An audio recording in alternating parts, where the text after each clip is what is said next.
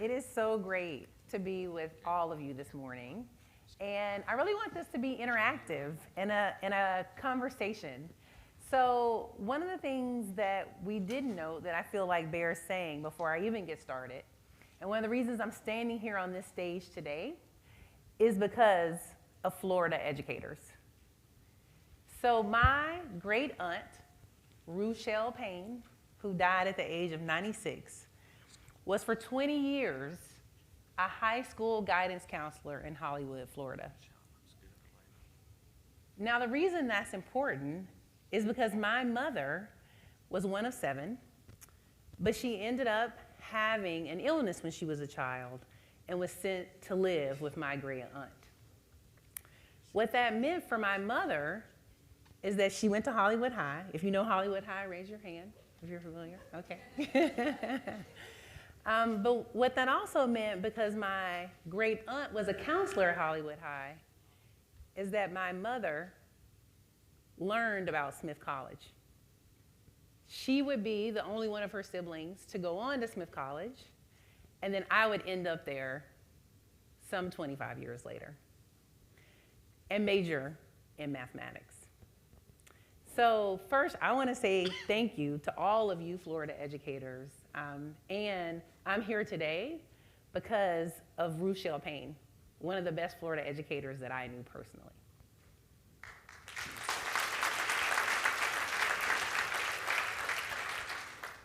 So before we get started today, we're going to talk a lot about dreams and students' dreams and what role math plays or doesn't play in those dreams. I want to first start by thanking each of you for being here today. You know, there are a lot of places you could be at this particular moment. And there is so much that has happened over the past 2 years. But you are here today in this room, committed to refreshing and renewing and refocusing. And so first I want to thank you, and I want you to give yourselves a hand just for being here.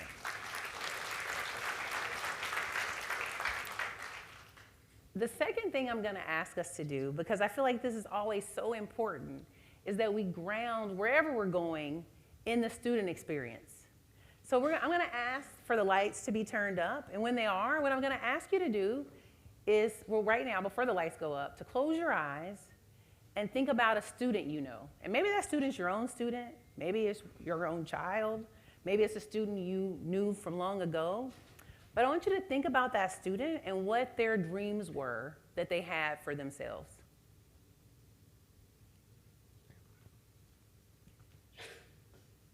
And as you think about that student, think about their name, in what environment you would usually see them. And now I want you to turn to your elbow partner. Maybe you have, some people have, everybody has 2 elbow partners. Maybe your right elbow partner.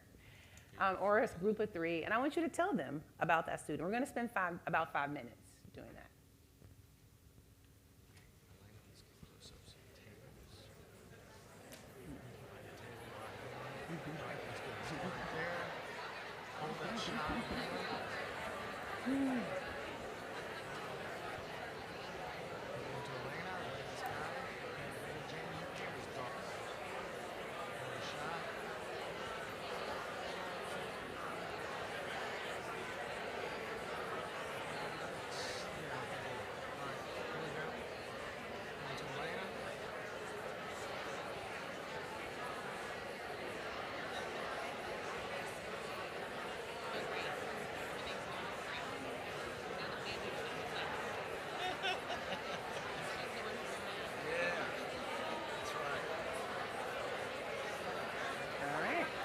All right, let's come back together. You can start to close out your conversations. I'm going to ask a few folks to actually share their stories of the dreams that you heard. So if we could get 1 or 2 folks to maybe share some of the dreams that you talked about with your elbow partner. We have some mics going around, so if you could raise your hand or stand up if you feel comfortable sharing. Good morning, everyone. Hello. So one of the dreams I talked about was one of my love bugs, King Femi. He is a star athlete. He is taking advanced courses. However, he has this thing in his heart where he wants to write creatively, right? He is struggling to try to find a way to do that because of all of the added pressures that everybody else is placing on him. And he tells me that if he was able to write more, that would help him to alleviate some of the stress that he's going through. So one of his dreams is the fact that he could be a writer and be unapologetic about that. Like, why does he have to choose? Why can't he just do everything? And I feel like as educators, we should be creating those opportunities where students are able to do everything that they want. Thank you. Thank you for sharing.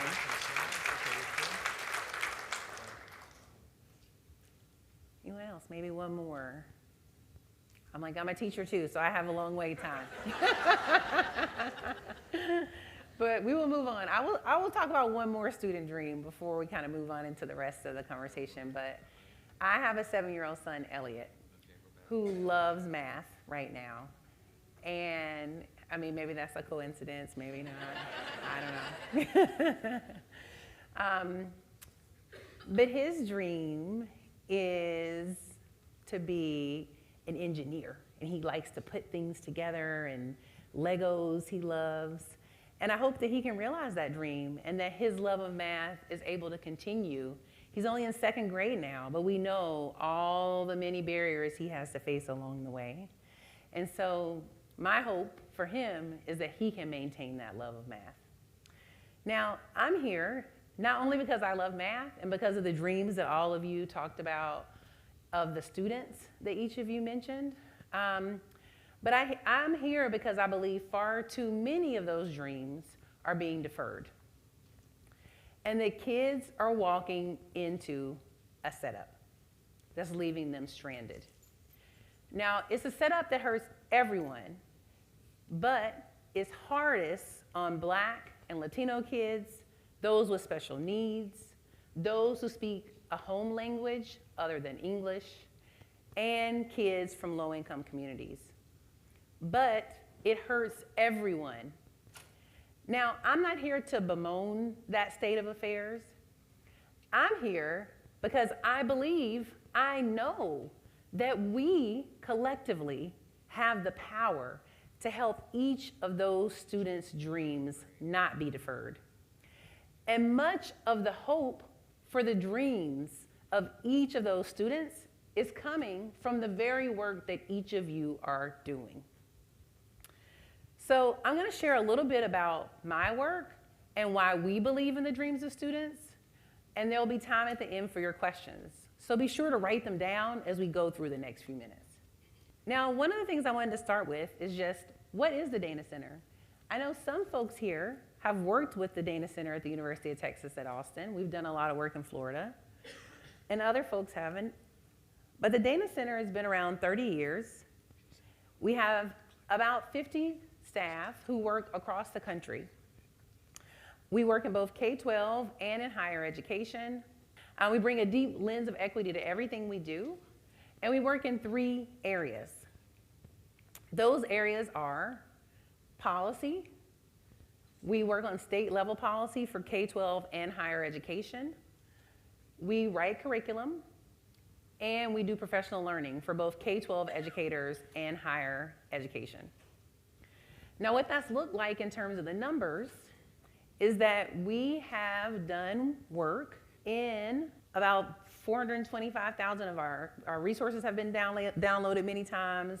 We've created curriculum, and we've provided professional learning across the country and brought together both employers and teachers and administrators for conversations around math education.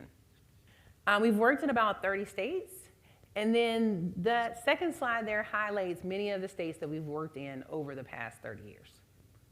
The Dana Center has done work in all these various places, and we focused a lot on math education and on science education, but mostly math.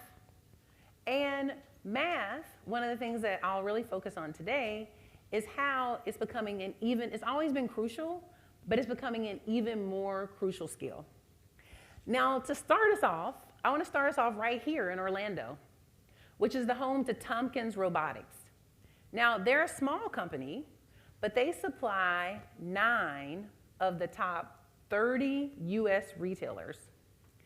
Their website says their robots sort parcels and fulfill orders in places ranging from the back room of a grocery store, a supercenter, or mail anchor stores to large fulfillment centers like an Amazon. And that company really works to maximize performance and make our clients more agile, adaptable, profitable, and successful. Now, what that means is they help businesses figure out how robots can do the work that people do now. Now, don't get me wrong, I'm a nerd and a science fiction fan. Those aren't the same thing, by the way, I should say. And I love a good robot as much as anybody. But folks talk about robots coming for people's jobs, and it's not exactly wrong. It's just only half of the story. There's no doubt that the robots are coming. There actually will be twice as many of them in 2025 as there were in 2019. And they're ready to replace astonishing swaths of jobs. An estimated 40% of jobs are at risk, from chicken deboning to customer service to industrial assembly. Now, Black and Latino folks are disproportionately represented in these vulnerable areas of work, but it touches almost everyone across the board. One of the things that we also see is that a lot of these jobs are, not only solid jobs, right? They're all different kinds of places. And there are places like an Amazon or a Tesla or a UPS, all kinds of places that have automated robot-run production. And those kinds of places employ more people than when the same facility was a traditional assembly line. Now, here in Florida, where by far the most full-time jobs for new graduates are in the categories of healthcare and in professional, scientific, and technical services. And remember Tompkins Robotics that we were just talking about, they're hiring for jobs like robotic systems engineer. And the skill requirements, as we see here, for those kinds of jobs include degrees in engineering, computer science, electrical engineering, or other STEM-related degrees. Now, we also know that this is happening across the country.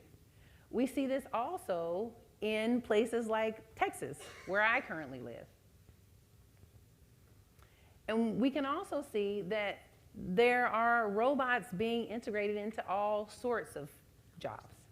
One of the things that is really important to note is that even though jobs are being threatened by automation, and those jobs have traditionally been the definition of middle class, those jobs offered a secure path for folks with a solid high school education and maybe a trade credential. To be clear, some of those jobs weren't equally open to everyone, but it was a path for millions. And those jobs are drying up. And the pandemic has actually sped up and deepened this disruption. So will the electric vehicle resolution, as well as a lot of the changes we see around us. Now, what we see are that increasingly we'll lose jobs in assembly, factory work, mining, mechanics, data entry, and we'll see more and more openings for artificial intelligence, machine learning, data analysts, information security, software developers, mathematicians, actuaries. And the skills that those jobs have in common are critical thinking, flexibility, and math. And that gets us to the setup that we're walking kids into. To have a shot at the rewarding jobs of the future, the ones that will give them security in their lives, our kids need to be math fluent. And not just in the old way, where they slog through Algebra 1, but in ways that actually prepare them to apply their math knowledge to the real world of engineering or statistics or computer science or writing code for these robots. And let me pause and say this bluntly, that's not what we're doing today. What we aren't doing is we aren't preparing kids for a world where everybody needs to be a math kid. Everyone needs to learn math. The economy's changed a lot since the 1950s, but the way we teach math has not. We're preparing students for a world that's math optional, which is a fancy synonym for leaving them stranded. And people of color, folks from low income and rural communities face the greatest risk here because they have the least math credentials today, and it doesn't have to be that way. We can bring new, smarter approaches to a new problem. And you can help bring this change about because time is everything, and your support, your enthusiasm, and your creativity will matter. So let's talk about what better means. And now, if I leave you with no other thought today, let it be this. Math, and I mean real math fluency and understanding, must be a right, just like literacy is. No one says, I'm not a reading person. Reading's not for me. But we still treat math like it's some inborn gift bestowed by like a math fairy with pixie dust. rather than being a thing that you really work at and you learn, and that we're actually doing great at teaching students in some places. And it's weird, actually, because solid majorities of people believe math skills are critical to success in life. But as you can see here, 82% of Americans say some students are innately good at math. Either you're born being able to do math or you're not. Now, I don't know about you guys, but when I came out of the womb, I don't know that I knew how to do any math. And the result of that kind of thinking is that we live in a country where only a small subset of people call themselves math people. Just yesterday, before I flew here to Florida, I was at lunch with my mom, and we were talking with the waitress. And my mom, being the proud mother she is, she said, tomorrow my daughter is going to talk about math. And the waitress turned and said, "Oh, that's great you're doing that. I'm not a math person." And I said, and my sisters they're always like, "Oh my gosh, we can't take you anywhere. This happens at the grocery store, it happens in the bookstore." And I said, "No, you are a math person. Look, you just brought us the check, right? And I bet you're calculating your tip, no?" So, and she said, actually, you're right. Every day I'm calculating. Did they give me 15%? Oh, wow, this was really bad. They only gave me 5%, 20%. She said, I am a math person. And we now live in a world where every person should see themselves as a math person. For me, it's sad that everyone doesn't see the beauty of math in the world around us, or that people are told they're not a math person, or that you believe I'm not a math person, because you miss out on the beauty of seeing the underpinnings of how the world works. And in career terms, that was once okay for a lot of people, but that's just not true anymore. We didn't get here by accident. The facts we face today are consequences of design choices. So 65% of American high schools offer advanced math courses. And among schools with Black and Latino enrollment, it's lower at 55%. And if you look here at physics and calculus, the disparity is even larger. And at the Dana Center, as we talk with schools and districts across the country, we know that the numbers of math and science teachers, they're not increasing, right? They're going in the opposite direction. And so how do we make sure that we have environments where students have access to the kinds of math and science they need? Now, one of the things we should also be clear about is that our approach to math hasn't been bad for just some of us, and some of us, it's been bad for the whole country. Now, here's a ranking of the top 20 countries in math. Do you see where we are on this list? That's right, me neither, we're not. And that's because we're actually 25th in the world. Here's how The Economist magazine puts it. American adults ranked 4th from last in numeracy when compared with other rich countries. As many as 30% of American adults are comfortable only with simple math. That means basic arithmetic, counting, sorting, and similar tasks. But American employers are desperate for science, technology, engineering, and math skills. Nuclear engineers, software developers, and machinists, all of those roles are in short supply. So the consequences of that for us and for our economy and for the life chances of our children are really unacceptable. We have to act as if all our kids can be math kids and that all of us can be math people, because we can. Now, as a nation, we've seesawed for over a century or more from basic math for the vast majority to crisis-driven reforms after there was a satellite called Sputnik put into orbit in the 50s.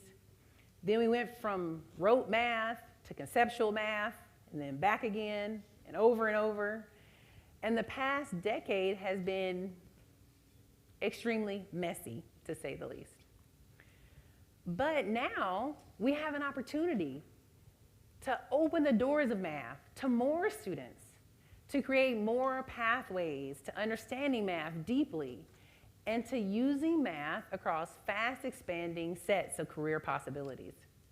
And ultimately, to help more of our children realize their possibilities and their dreams. And I believe we can't afford to miss that chance. Now, I know what this moment is for anyone who works every day in schools.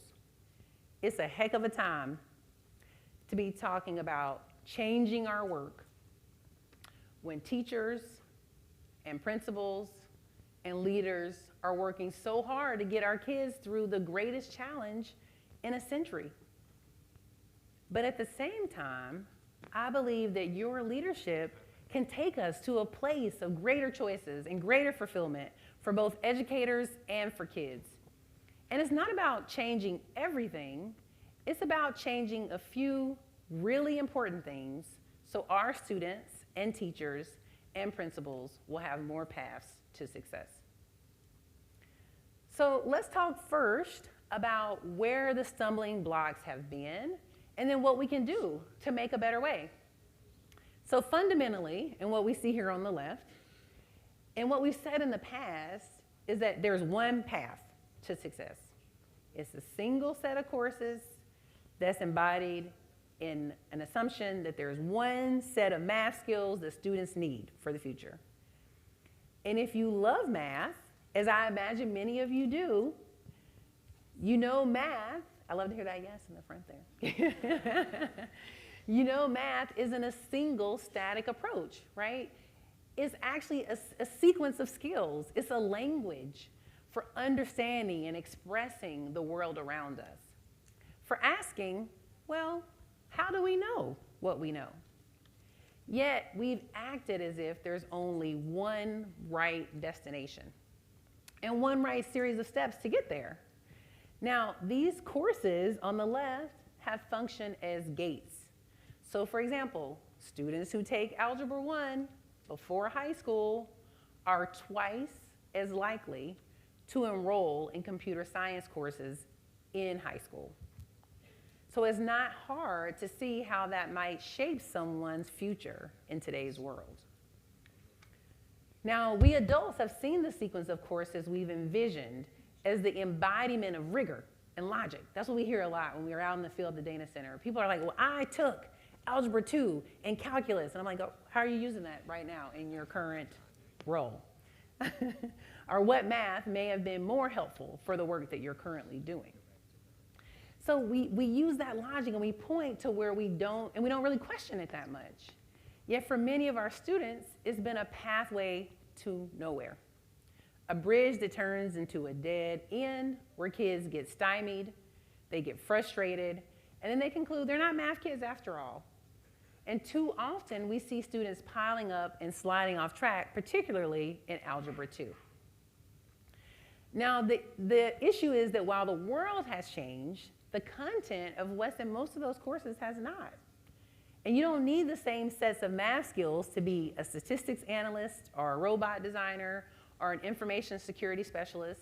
And in fact, over the past couple of generations, enormous numbers of students have shifted to where the work now is, away from majoring in math, so there are actually less math majors now, and more computer science majors and other math adjacent majors like data science. The #1 major at UT Austin is informatics.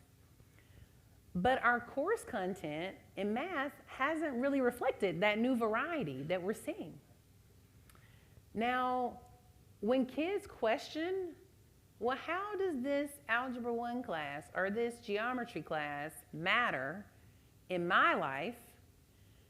Okay, it might have been asked, maybe they were asking and they were rolling their eyes at the same time, maybe so. But maybe they were really onto something, right?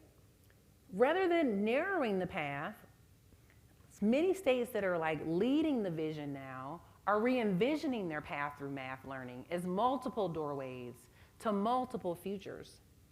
Rather than concentrating on one static set of courses, they're opening up different pathways to explore math in ways that could lead to different destinations, ranging from engineering to the arts to data science to technical math. But what doesn't change is rigor, clarity, precision, and fluency in math as the language to explore and to answer the question, how do we know what we know? Now, the aim in a lot of the states that are doing this work is to open the doors of rigorous math learning to more of our young people, to guide them to a deep understanding and some of those excellent career paths that come with those skills, to deliver courses that are genuinely relevant to students' lives, that are flexible enough to evolve with our changing world, and that are coherent with higher education. So change and flexibility open another door too, and it's not incidental. It's the ability not just to tell families what math can look like, what learning can look like, but to ask questions, to bring families into this, to center children and families in the solution for which they uniquely and profoundly will carry the cost and the benefits.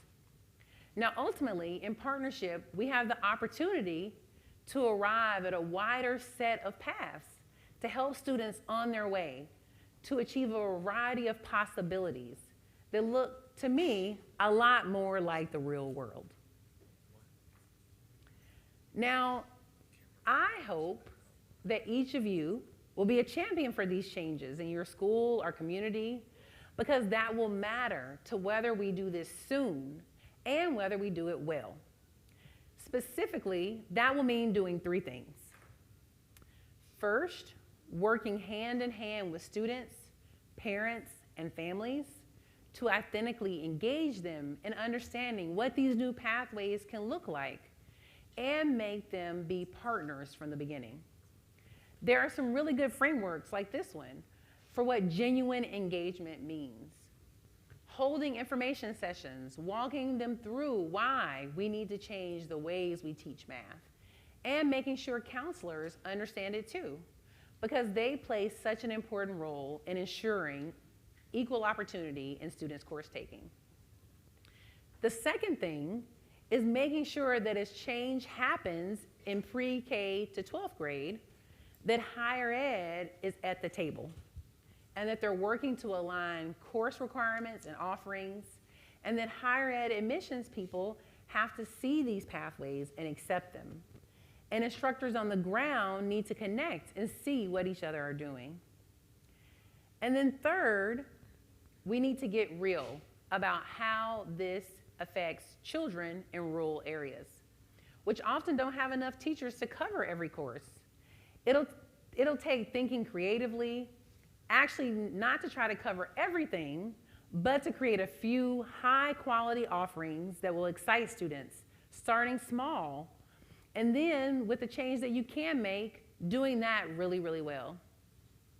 And if you allow me, as I close, I want to tell you why this is personally important to me, why I care so much about who thinks of themselves as a math person.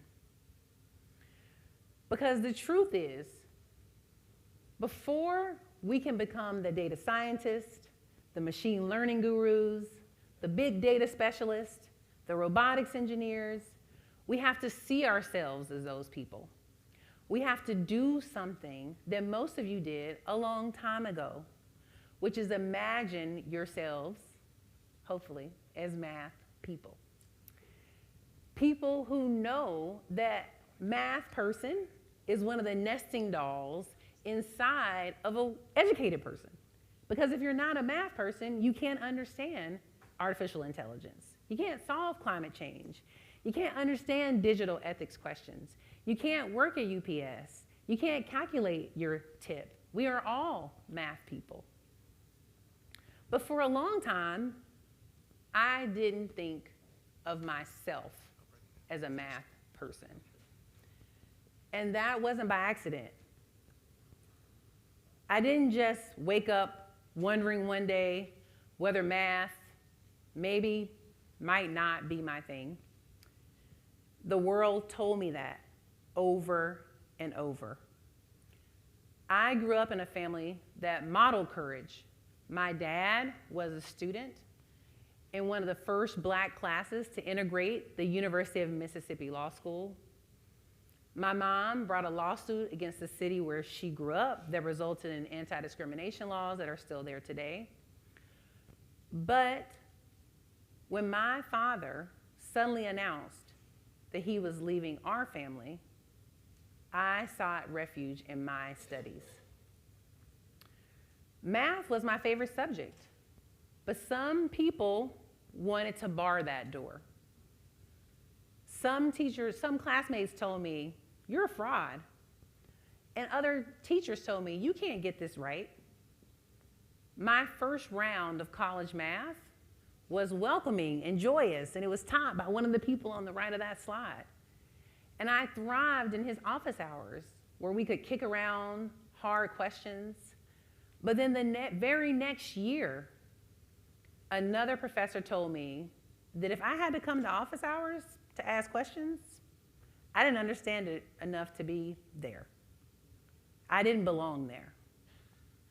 So I know what it feels like to think you're not a math person. But I came back from that place.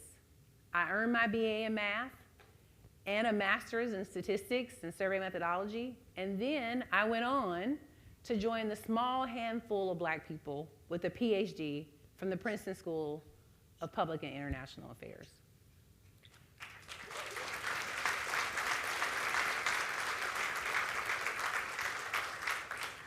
But even still, just 3 months ago, someone told me that without a doctorate in math, until recently, I wouldn't have been considered a mathematician. That's interesting, isn't it? Who gets to be a math person? Who gets a place in this future that we're building? Well, you, each of you, have a say. You can take that setup I talked about and turn it into an invitation. What you do, how you exercise your leadership will matter. You can help to open the doors, widen the pathways, make math a right for our kids. You can make a future that every single child belongs in, where their dreams really can come true. Now, before we end today, I'm excited to turn to your questions and a conversation. But first, I'd like for folks to turn at your tables, and I have some discussion questions for you to think about. What is the current state of math access in your district? Do you have a vision to leverage math to prepare students for the careers of the future? And what questions do you have for me? And if you could talk at your tables for a few minutes, then we'll come back together for a Q&A. And thank you so much for your time today.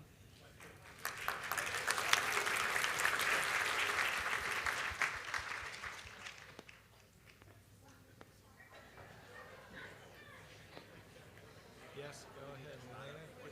Leave the questions out.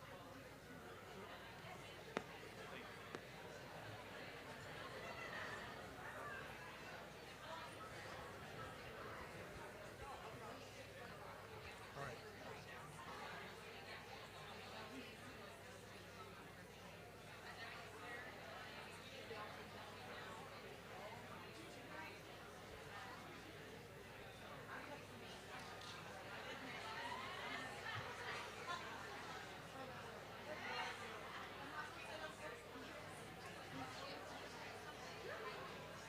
Okay. Great, thank you.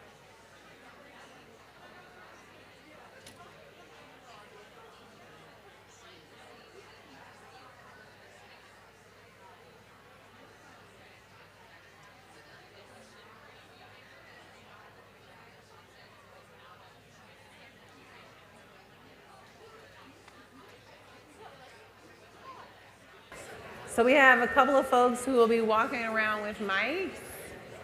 And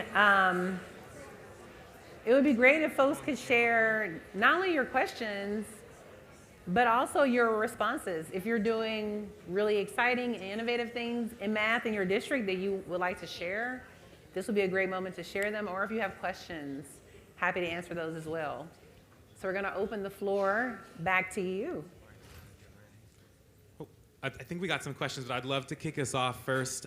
Chris Diaz here, but wanted to first ask you, what supports do you think students might need to be successful in learning math for these careers of the future? So one of the things that we found is really important, and I know there are a lot of folks in this room who are also using these same strategies, especially given the last 2 years, are just-in-time supports in math. And what I mean by that is we had a lot of educators come to us at the data center in the beginning of last fall and say like, hey, I have these 6th graders, but maybe they're on a 5th grade level in math. Where should I start this school year? And our response was you start right where you always start, with 6th grade math, but then making sure that as concepts are taught, that students are getting that companion knowledge they need just for that lesson at that moment, so that they can continue to accelerate their learning, or not accelerate, but like get what they need when they need it. So those just-in-time supports in mathematics are a strategy that we've seen a lot of schools use that's been really successful, especially in this moment. We also have another question over here from Tara, or actually a comment from Tara Fowler. My table told me I had to stand up. One of the things that we talked about was about question number 2 and, what our district is trying to do to improve that. I know we talked about elementary school and how we implement coding and robotics and all of that stuff through elementary. And then when it gets to middle school, it gets a little bit more difficult to have them do those types of things. And definitely in high school, it gets a little bit difficult. We have those CTE courses and all of that, but throughout our regular math classes that you showed on the screen earlier, we don't implement a lot of STEM. And so I think bringing that impact from elementary through middle through high school and having us collaborate a lot more on how we can implement those things and leverage our community partners as well can bring that love of math through it. Because I tell my students all the time, if you want to do hair, if you want to be a barber, if you want to do this, you got to have math, because no way I'm going to let you do my hair if you don't know how to cut, if you don't know how to mix chemicals. No, that's not possible. Right. So, just leveraging our community partners and letting our students know that from a young age all the way through high school, you can implement math and science, and that STEM is important. So I think we need to do a lot more of that. Yes. Thank you so much for sharing that. And I totally agree. I mean, where we've seen some of the most innovation is where schools are partnering with community partners, and they're seeing, oh, this is where algebra is in real life. Like, oh, if I'm doing the derivative of a function, here's what that actually looks like if I was on a baseball field, or like a real world example where we teach math, right, in very conceptual ways, are very vague. Sometimes it feels vague and theoretical to students, and having those tools where you can see it, feel it, touch it are really key. My own son the other day was so excited. He came up to me and he opened the door, and then he kind of closed it halfway, and he was like, look, Mom, it's a 45-degree angle. And I was like, yeah, exactly. That is math in the real world. Other questions? Hi, my name is Ian Bose, and I have a question around what you were talking about in terms of the pathways, and I really like that slide of what careers kind of tie to what classes. But my question is that eye roll student. It's like, when am I going to use this? Because you mentioned that like math and being that math person is more than just those practical examples you were just talking about. How do you convey that to students that it really is problem solving? It really is like, you may never take an integral in your life outside of my calculus class, but it teaches you how to approach a problem. Mm-hmm. Yeah. I mean, some of the ways that we've seen it be, because to your point, I mean, there are some concepts where students are like, what does this mean? Or how am I going to use this in life? And I mean, some of the really key ways that we've seen those connections be made are through project-based learning, of course, like in the local community, or like even with some of those really complex concepts, having students collect their own data and then use that data as the tool for which the mathematical functions are building on. So at least it's grounded more in, oh, okay, I found this data in my community and this is how it applies to me. We've seen be really powerful tools for activating, because to your point, if you're learning something but you're not sure, like, well, how does this connect to anything? It does make it hard to get rid of those eye rolls, and then being able to connect it to that real world lived experience and the project-based learning. And at the Dana Center, in addition to the project-based learning, and we've developed some modules and different courses that are examples of like what that can look like, we've also worked with states like the state of Georgia, for instance, in Algebra 2, to actually change some of the content. So for instance, a lot of what is in Algebra 2, and I can go into more detail after the session on this if folks are interested, some of the content in Algebra 2, I think that there is general agreement in the math community that there are some key concepts in there students need to get. And then there are other pieces that we just teach because, I mean, we've always taught them. They don't necessarily connect to calculus. They're just like what's always been in the curriculum. And they're not many of them, but there are a few. And if we had space to move those things out, and what we did in Georgia is exactly that, they worked to integrate actually more data science into the Algebra 2 curriculum. So that can help bring some of those other examples to life. And so there are also states that are thinking creatively about, how do you not necessarily create different tracks for different kids, but how do you make sure that the content that exists actually can be brought more to life as well? Other questions? Dr. Smith, you were fantastic. My question is around PD for English language learners. So I migrated to the US in 6th grade, and one of my greatest challenges in math class was that my teacher could not understand my arithmetic processing on paper because it was completely backwards in the way that that it was taught in the US. So what are some professional learning strategies or skills you would recommend to leadership so that they can teach their teachers to discern that the student does have the content knowledge, they do not speak the language, so the English language, but they are getting to 2 + 2 = 4 in their own way? Yeah, I mean, that is a really key point that we're seeing arise in a lot of schools across the country. And having professional development that's specifically tailored to integrating English language instruction into math courses is really key.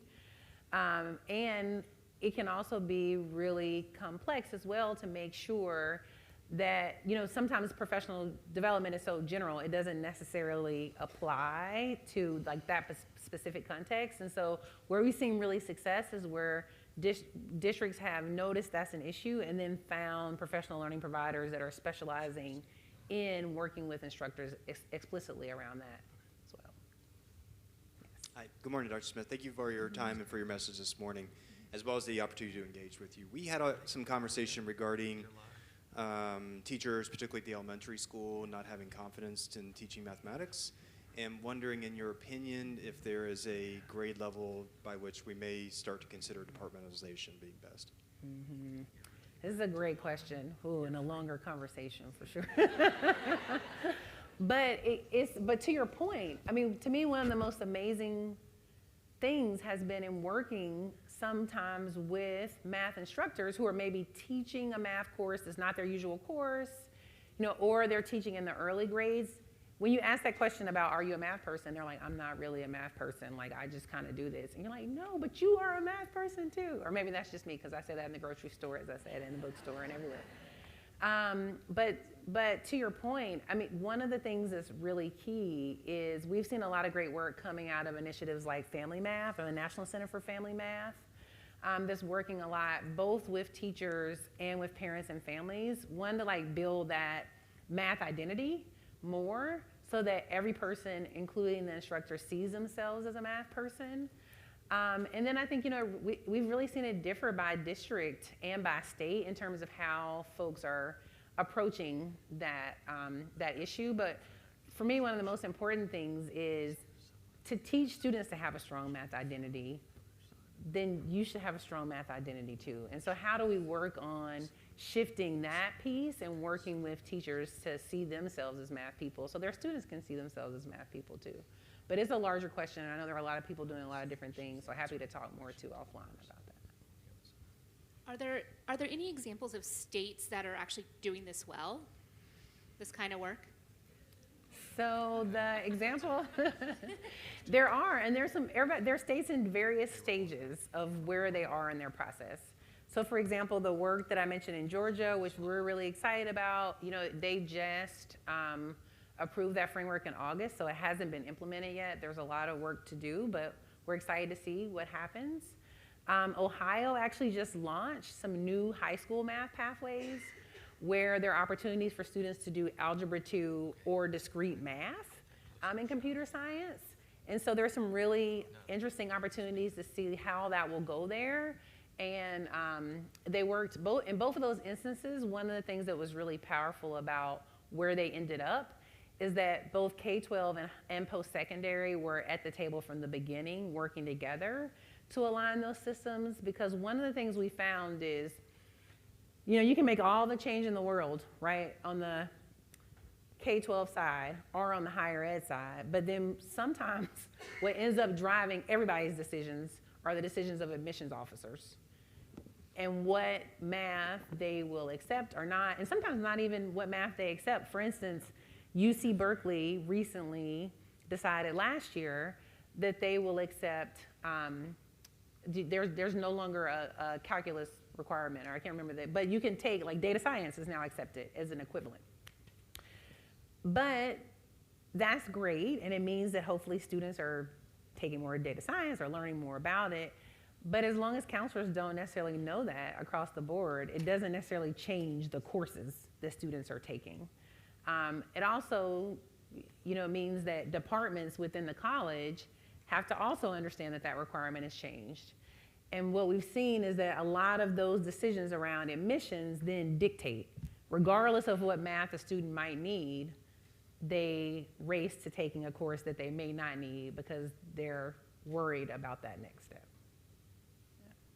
Building off of the state question, I'm curious if you've seen, Dr. Smith, communities, whether it's a state and a group of stakeholders that includes families, businesses, K-12 and higher ed, come together in a funders, you name it, right, all the stakeholders, or at a community level that have come together and say, how do we, what's our vision and how do we move forward together, and really considering all those voices. Have you seen that play out? Yeah, one really great example, and I don't know all the specific details, but I know the results have definitely spoken for themselves, is in Rio Grande Valley in Texas. They had, for many years, some of the highest performing, or the highest numbers of students of color who were successful in high-level math courses, so your AP Calculus, your, all those courses, who were then matriculating onto college. And that was really a community effort. I mean, they set some goals and I think that's one key piece, right? And one of the beautiful things about the work of Impact Florida is this piece around a shared vision. So they came together as a community and said, hey, this is where we want to go. Like, we know that this is an important tool that our students need to be able to be great participants in the workforce as citizens. And so having that shared vision helped them move towards that. I mean, in addition to actually a lot of these other principles, right? Like then looking at data, figuring out where the students were, figuring out what were the specific kinds of professional learning to provide, how did they work with after school providers and other community organizations, and then also how were they working with parents to make sure that they were on board. That they have seen really great results there. In the past, I haven't looked at the data in the last 2 years, but I know at least pre-pandemic, they had some of the highest success rates in Texas. And I think parents can be really powerful allies. We were doing some work as well in California a few weeks ago, and I was talking with some parent organizers there who, for many years, they were focused just on literacy. And we talked about their literacy work, and we did a lot of work together around that. And then we recently met up, and they said, Elisha, we really want to focus on math now, because many of the students in this one particular area in the city, the third grade, there are 9% of students that are proficient in math in third grade. And their parents had rallied around and said, this is unacceptable.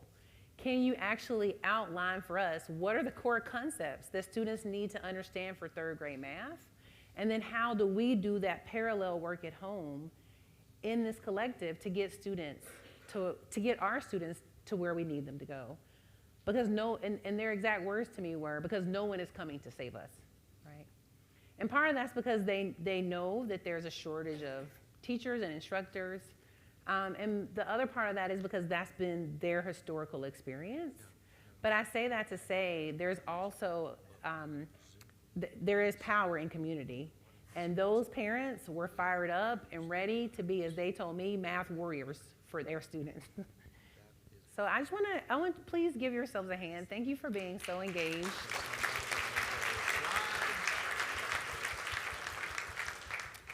And I hope everyone, if you do nothing else today, that you will leave this room and really believe that you are each math people.